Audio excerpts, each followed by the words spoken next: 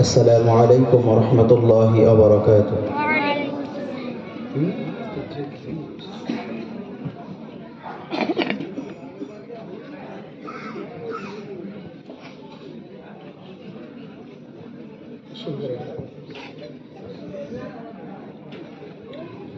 بسم الله الرحمن الرحيم. الحمد لله رب العالمين، والصلاة والسلام على سيد الأنبياء والمرسلين وعلى آله الطيبين الطاهرين وأصحابه الذين رفعوا لواء الدين، وعلى جميع الفقهاء والمحدثين والمفسرين الذين أدوا دورا بارزا في مجالات الشريعة المحمدية وحفظوها عن تحريف المتحرفين وتأويل الجاهلين. أما بعد، فإن أصدق الحديث كتاب الله، وأوثق العرى كلمة التقوى، وخير الملل ملة إبراهيم، وخير السنن سنة محمد صلى الله عليه وسلم.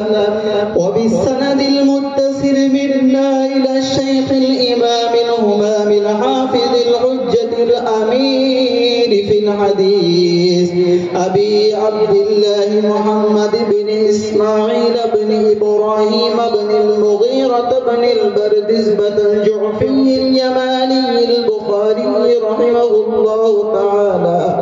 اللهم انفعنا بعلومه وعلومهم، آمين يا رب العالمين.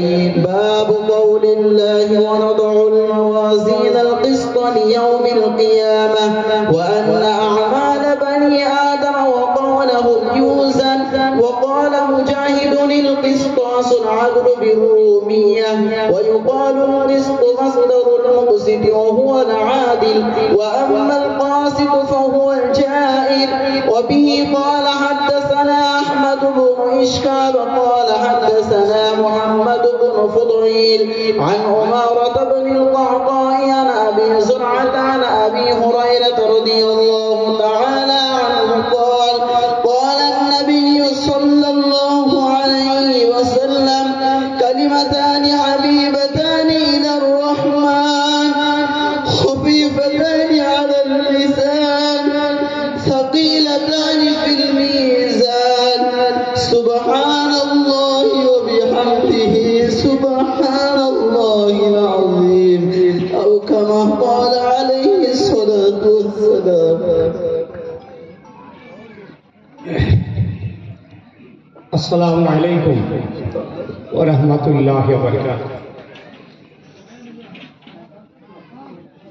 আলহামদুলিল্লাহ, আজকে আমরা খুবই গর্বিত। আল্লাহর দরবারে লাখ লাখ শুকরিয়া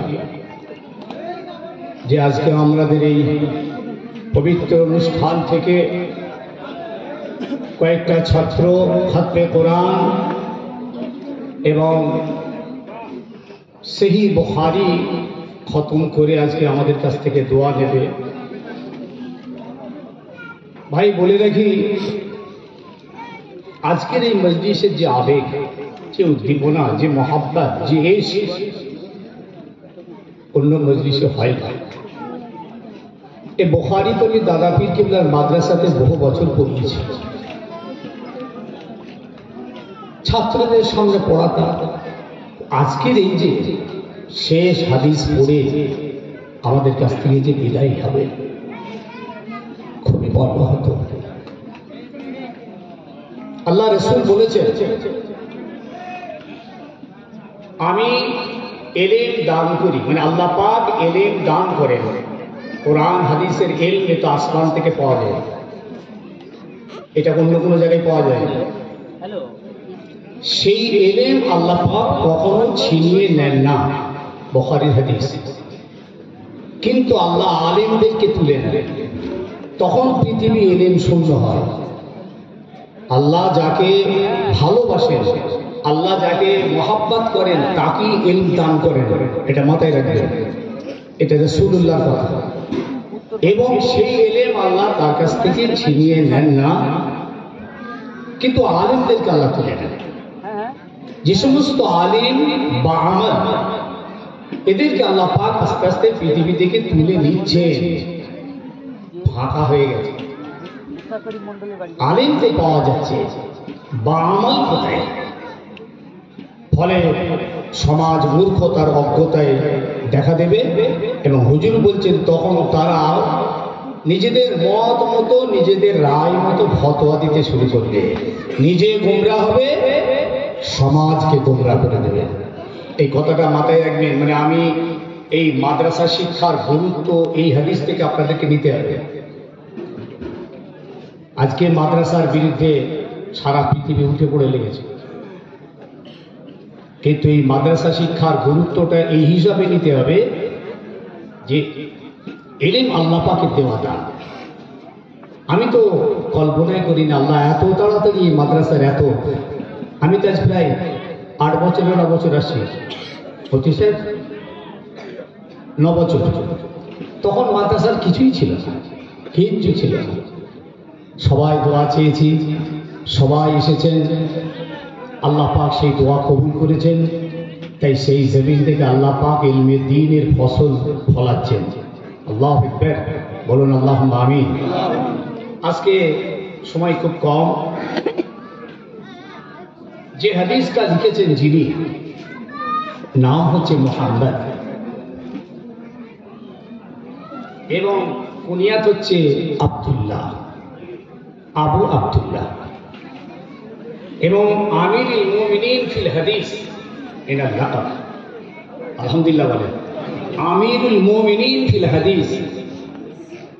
যত মুহাদ্দিসিন কিরাম এনাকে আমিরুল মুমিনিন ফিল হাদিস বলেছেন। এই কিতাবটা লিখতে তেনার জীবনের প্রথমে কি সূত্রপাত জানেন? ইনি একটা এরকম মাজমায়ে দরসের মজলিসে বসে আছেন। উস্তাদ হচ্ছেন ইসহাক ইবনে রাহবাই, ইনি হচ্ছেন বুখারী উস্তাদ।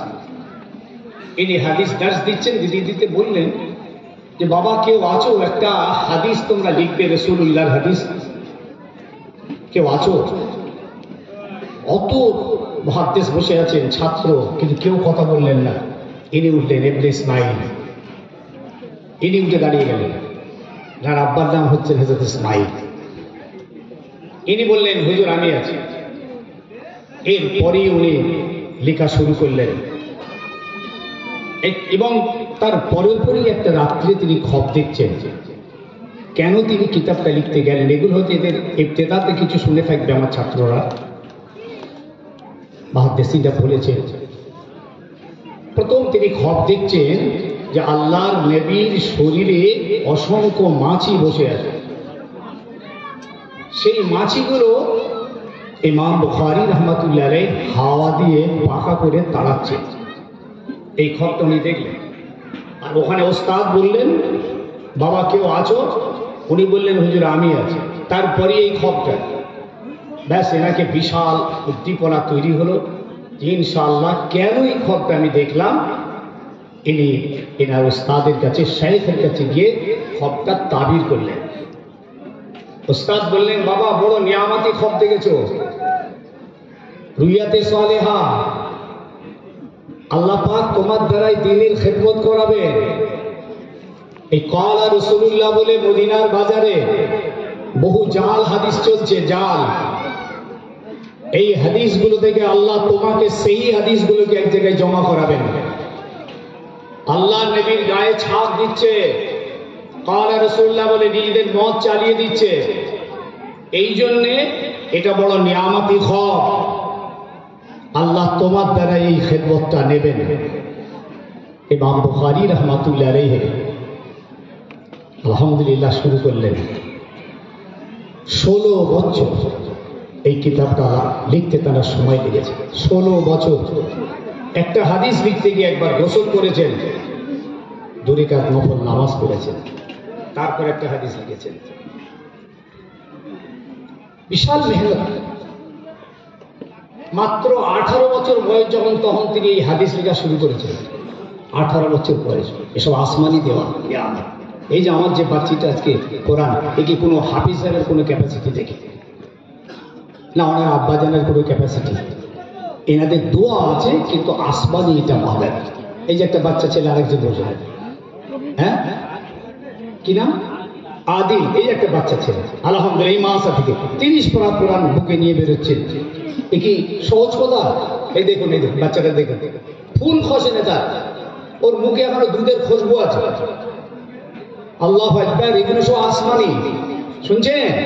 আল্লাহ পাকের দেওয়া নিয়ামত, এগুলো কাড়া যায় না, এগুলো বাজারে পাওয়া যায় না, আল্লাহ পাক দেন। বসো বসো, মাশাআল্লাহ, আল্লাহ এই মাদ্রাসা মকবুল করে দিয়েছেন ইনশাআল্লাহ।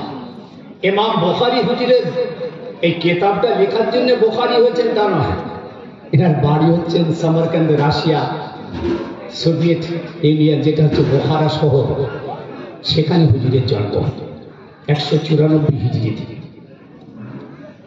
194 হিজরি, 256 তিনি ইন্তেকাল করছেন।